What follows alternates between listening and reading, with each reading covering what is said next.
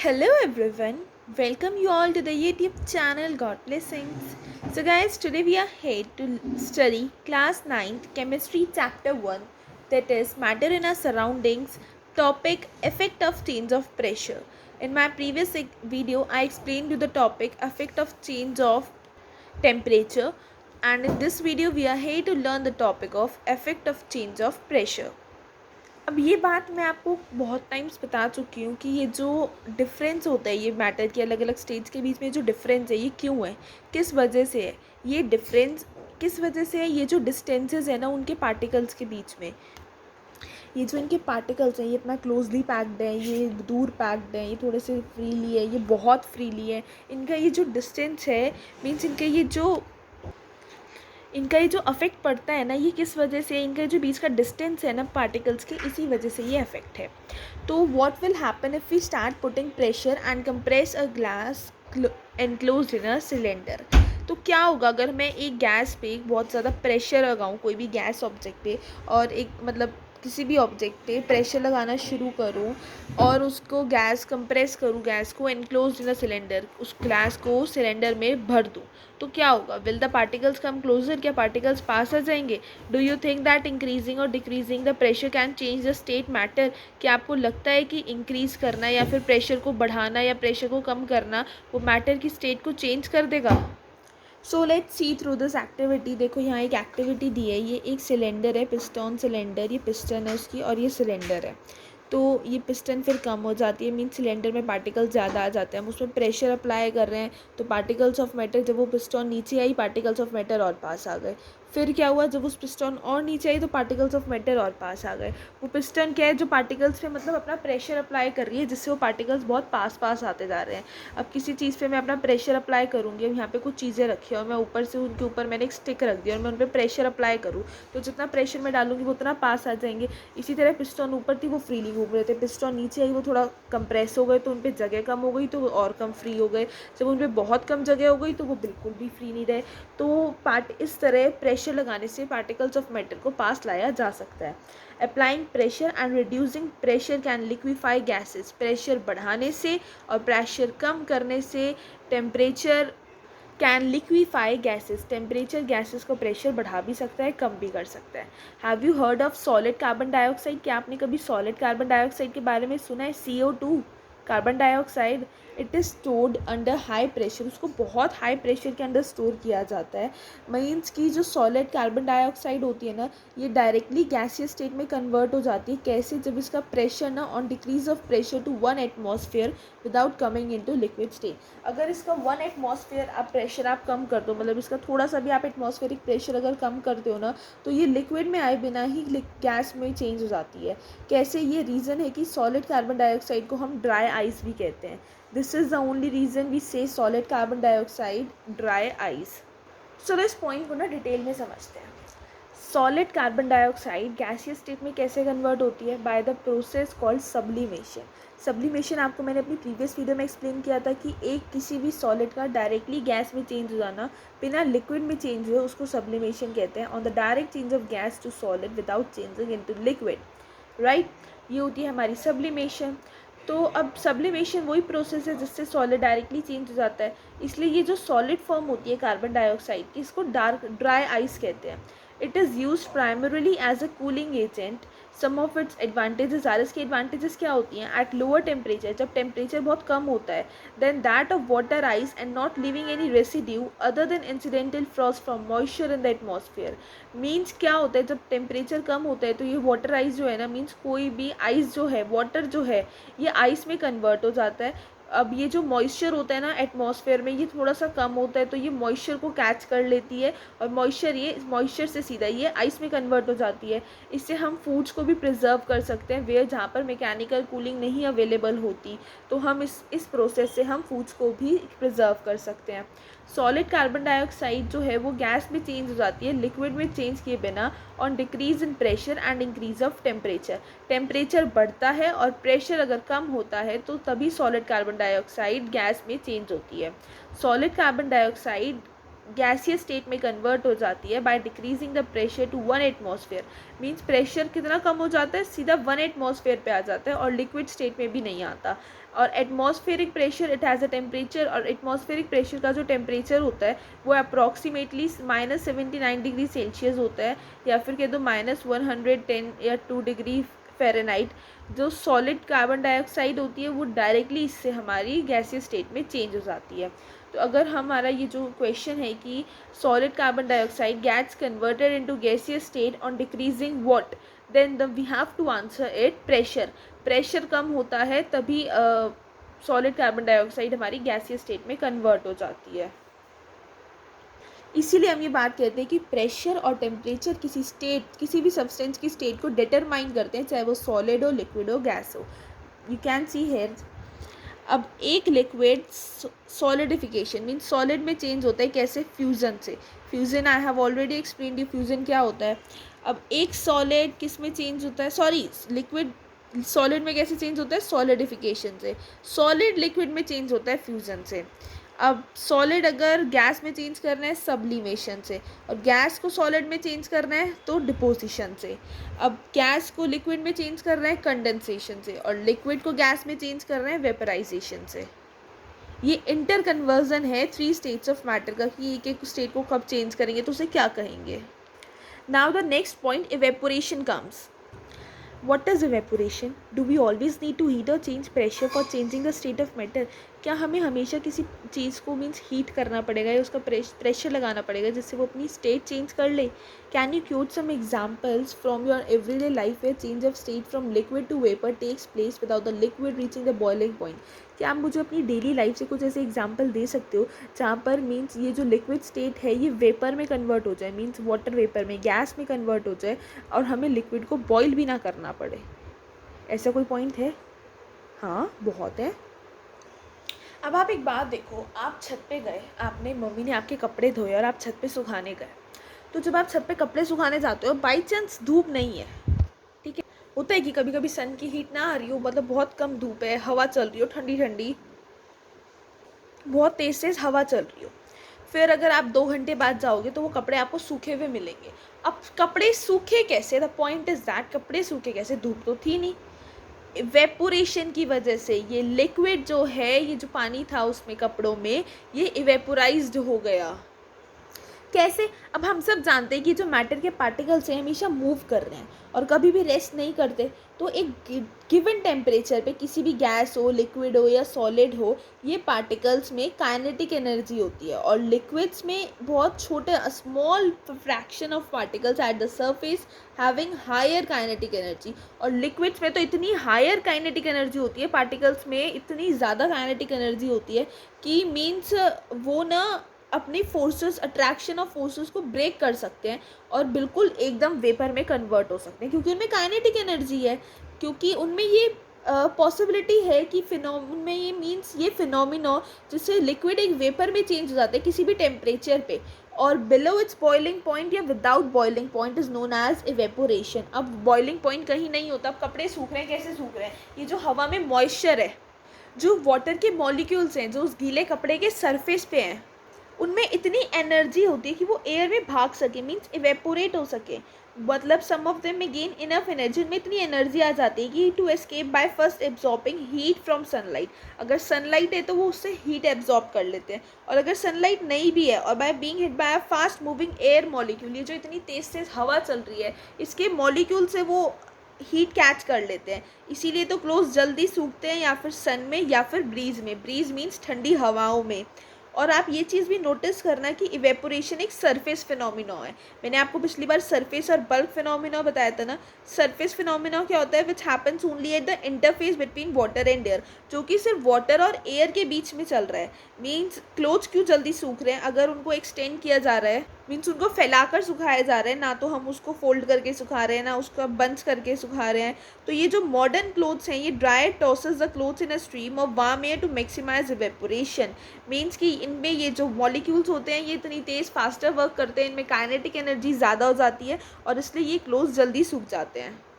और अगर आप वाटर को ऐसे ही छोड़ दो धूप में, आप 1 घंटे के लिए पानी को धूप में रख दो तो वो भी वेपोरेट हो जाएगा। क्यों? उसको सनलाइट मिलेगी, हीट मिलेगी। हीट में, गर्मी में काइनेटिक एनर्जी बहुत होती है, हीट में काइनेटिक एनर्जी इतनी होती है कि वो सारा वाटर उड़ जाएगा वाटर वेपर बनके, और वाटर ही नहीं बचेगा। So the phenomenon of changing of liquid into vapours at any temperature, कोई सा भी टेम्परेचर हो, या फिर बॉइलिंग पॉइंट, बॉइलिंग तो होती है जब गर्मी लगेगी तो बॉइलिंग अपने आप होएगी, उसको ही इवेपोरेशन कहते हैं। Now let's study about the factors affecting evaporation, वो फैक्टर्स जो इवेपोरेशन को अफेक्ट करते हैं। मीन्स एक एक्टिविटी से समझते हैं।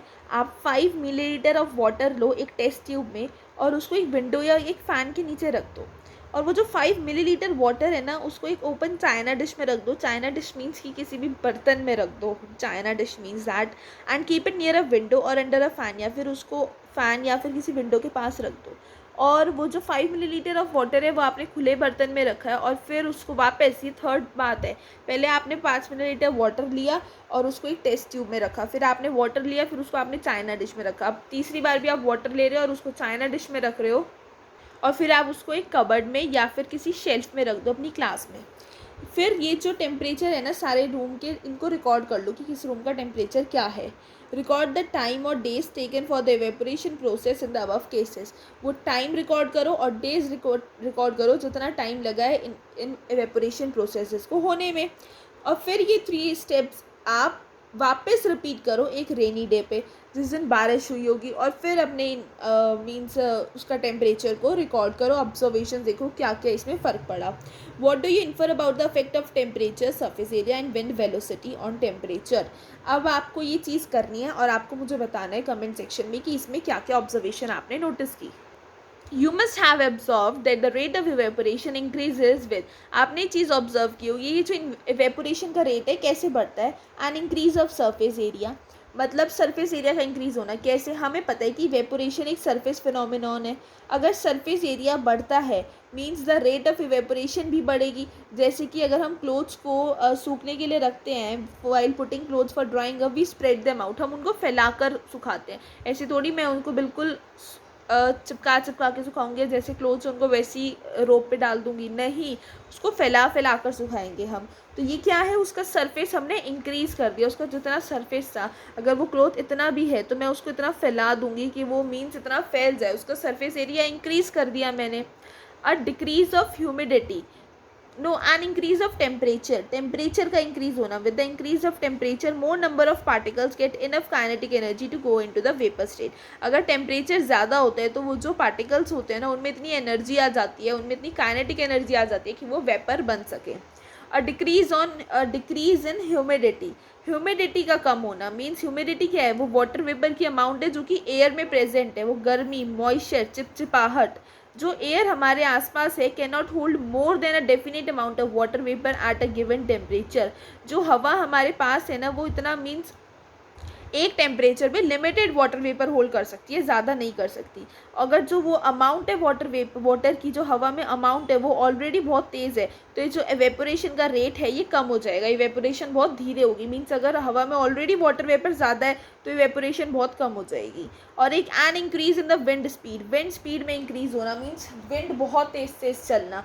ये तो एक कॉमन ऑब्जर्वेशन है, मीन्स कि क्लोथ्स जल्दी सूखते हैं एक विंडी डे पे। क्यों सूखते हैं? क्योंकि with the increase in wind speed, जो विंड इतनी बढ़ जाती है, हवा इतनी तेज़ चलने लगती है, तो ये जो वाटर वेपर के पार्टिकल्स होते हैं ना, ये भी हवा के साथ उड़ जाते हैं। वाटर वेपर के पार्टिकल्स मीन्स जो लिक्विड के पार्टिकल्स हैं हमारे क्लोथ्स में, वो भी हवा के साथ उड़ जाएंगे। तो इसलिए जो अमाउंट है वाटर वेपर की वो कम हो जाएगी सराउंडिंग में, और फटाफट हमारी इवेपोरेशन तेज़ हो जाएगी। Now the next topic comes, how does evaporation cause cooling. Evaporation से कूलिंग कैसे होती है? In an open vessel the liquid keeps on evaporating, कोई भी ओपन वेसल हो उसमें आप लिक्विड रख दो तो ये इवेपोरेट होता रहेगा। क्यों? क्योंकि जो पार्टिकल्स हैं ना लिक्विड के, वो एनर्जी एब्जॉर्ब कर लेते हैं सराउंडिंग में से, जिससे उनकी जो एनर्जी लॉस्ट होती है ना इवेपोरेशन के टाइम, वो वापस आ जाती है।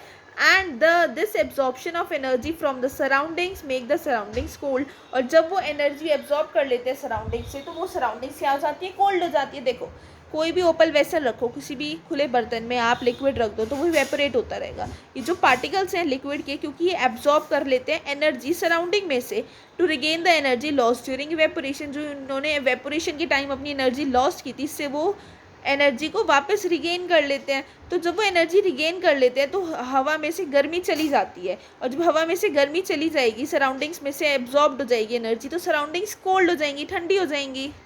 What happens when you pour some acetone nail polish remover on your palm? अगर आप अपनी पाम पर थोड़ा सा नेल पॉलिश रिमूवर लगा लो, क्या होगा? Nail polish remover is known as acetone या फिर एक्टोन, एस्टोन भी कहते हैं। The particles gain energy from your palm और surroundings and evaporate causing the palm to feel cool. ये जो पार्टिकल्स होंगे ये क्या करेंगे, आपकी पाम से, जो आपके पाम में जितनी भी गर्मी है, हाथ में जितनी भी गर्मी है, वो सब गेन कर लेंगे और सारी सराउंडिंग्स में से गेन कर लेंगे गर्मी और इवेपोरेट हो जाएंगे, causing the palm to feel cool. और आपकी पाम को बहुत ठंडा ठंडा लगेगा। ये आप करके भी देख सकते हो, आप नेल पॉलिश रिमूवर अपने हाथ पे लगा के देख सकते हो, आपको बहुत ठंडा फील होगा। After a hot sunny day, बहुत गर्मी वाले दिन के बाद, people sprinkle water on the roof और open ground because the large latent heat of vaporization of water help to cool the hot surface. कुछ भी मीन्स अगर बहुत गर्मी थी किसी दिन, तो लोग क्या करेंगे, पानी स्प्रिंकल करेंगे, या फिर पानी मीन्स पानी स्प्रिंकल करने का मतलब यही हो गया, पानी उसमें फेंकेंगे या कह दो उससे धोएंगे, पानी से धोएंगे अपनी मीन्स छतों को या फिर रूफ्स को कह दो आप, या फिर किसी ओपन ग्राउंड को। क्योंकि ये जो लार्ज लेटेंट हीट है ना, लेटेंट छुपी हुई हीट है वेपराइजेशन की, वो जहाँ पे हीट हिडन हो जाती है पानी की, वो हेल्प करती है कि वो उस गर्म सरफेस को हम कूल कर सके। Can you cite some more examples from daily life where we can feel the effect of cooling due to evaporation? क्या आप कुछ और एग्जाम्पल्स बता सकते हो अपनी डेली लाइफ से जहाँ पर मीन्स हमें कूलिंग इफेक्ट लगे इवेपोरेशन की वजह से? मीन्स जब भी गर्म सरफेस पे पानी मारेंगे कितना अच्छी ठंडा हो जाता है ना, सब कुछ मज़ा आता है ना ठंडे ठंडे पानी में। इस तरह से क्यों आता है? क्योंकि वो लेटेंट हीट जो होती है वो एकदम से छुपी हुई हीट एकदम से उसमें पानी लगते ही वो एकदम से ठंडी हो जाती है। तो आप भी मुझे अपनी डेली लाइफ से कुछ एग्जाम्पल्स बताओ जहाँ पर हमें कूलिंग का इफेक्ट लगता है इवेपोरेशन की वजह से। Why should be wear cotton clothes in summer? हमें समर में कॉटन क्लोथ्स क्यों पहनने चाहिए?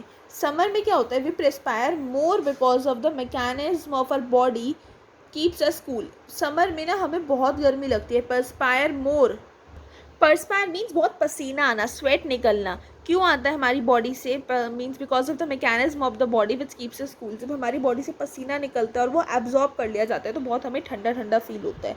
हमें पता है कि ड्यूरिंग इवेपोरेशन के टाइम जो पार्टिकल्स होते हैं सरफेस पे, that the surface of liquid, वो एनर्जी गेन करते हैं सराउंडिंग्स में से फ्रॉम द और द बॉडी सरफेस, या फिर बॉडी में से एनर्जी लेते हैं जिसको वेपर में चेंज कर देते हैं, और वही वेपर पसीने के फॉर्म में बाहर आता है, स्वेट की फॉर्म में।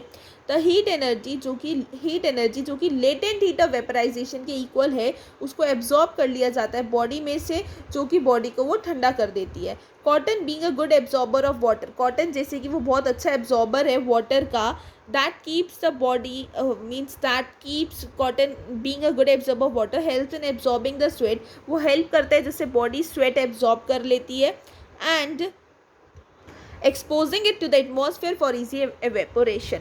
और एवेपोरेशन की प्रोसेस से वो सारा स्वेट, अब देखो कॉटन क्लोथ्स में जब आप कहीं खेलने जाओ तो कॉटन के क्लोथ्स आप पहन के गए तो आपको बहुत पसीना आया, फिर आप थोड़ी देर हवा में घूमने लग जाओ बाहर तो वो पसीना ना सूख जाएगा। कैसे? इवेपोरेशन से वो पसीना जो है एटमॉस्फेयर एब्जॉर्ब कर लेगा। पहले आपके कॉटन के कपड़ों ने एब्जॉर्ब किया और फिर वो आपका पसीना एटमॉस्फेयर एब्जॉर्ब कर लेगा, तो इससे आपको गर्मी नहीं लगेगी। Why do we see water droplets on the outer surface of a glass containing ice cold water? ये बात मैंने आपको हमेशा बताई है कि वाटर ड्रॉपलेट्स क्यों मिलते हैं। किसी भी ग्लास के बाहर आपको सरफेस पे इतने ठंडी बॉटल हो और आप फ्रिज में से बॉटल निकालो, उसके बाद वाटर ड्रॉपलेट्स होंगे। क्यों? अगर हम कुछ कोल्ड आइस कोल्ड वाटर लें एक टम्बलर में, मीन्स एक ग्लास में, तो हम नोटिस करेंगे कि उसके बाहर ना वाटर ड्रॉपलेट्स आ जाएंगे उस ग्लास के बाहर। क्यों? क्योंकि हम एयर में वाटर वेपर प्रेजेंट है, और जब उसको कोई भी ठंडा ग्लास दिखता है तो उसके कांटेक्ट में आ जाता है, अपनी एनर्जी लूज़ कर देता है और लिक्विड स्टेट में कन्वर्ट हो जाता है, which we see as water droplets, जिसको हम वाटर ड्रॉपलेट्स की फॉर्म में देखते हैं। So with this our chapter is totally completed. हमारा चैप्टर बिल्कुल ख़त्म हो चुका है, इसमें अब और कोई टॉपिक बचा ही नहीं है। सो आई होप कि आपको ये चैप्टर बिल्कुल अच्छे से समझ में आ गया। It was a typical chapter to be learned for you to in the class 9th। तो अगर आपको इसमें कोई भी कन्फ्यूज़न है तो आप मुझे कमेंट सेक्शन में बताओ, और अगर आपको मेरी प्रीवियस वीडियोस देखनी है जिसमें मैंने चैप्टर को बहुत डिटेल में एक्सप्लेन किया है, तो मैं आपको अपने प्लेलिस्ट के लिंक प्रोवाइड कर दूँगी डिस्क्रिप्शन में, जिसमें सारी वीडियोज़ प्रोवाइडेड हैं. You can check it out from there. If you like this video and have understood my concept, don't forget to hit the like button, share this to your friends and family, and please subscribe to my YouTube channel. Thank you.